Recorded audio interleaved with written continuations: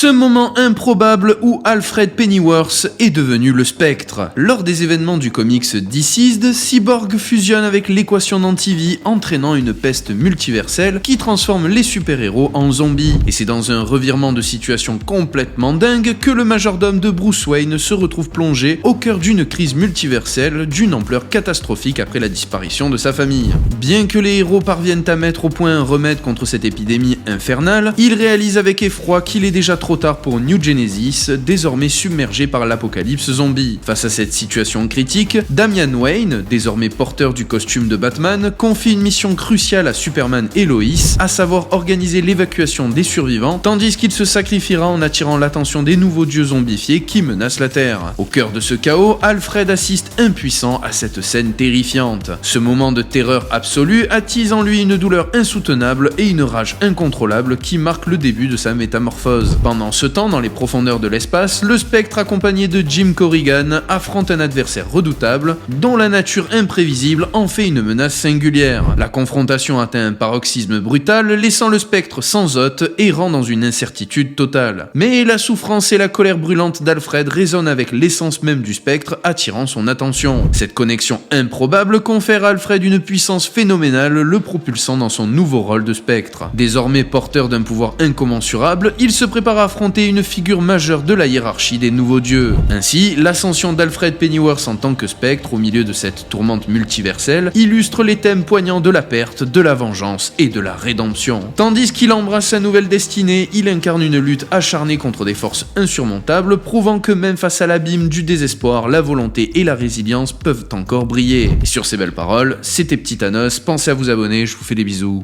peace.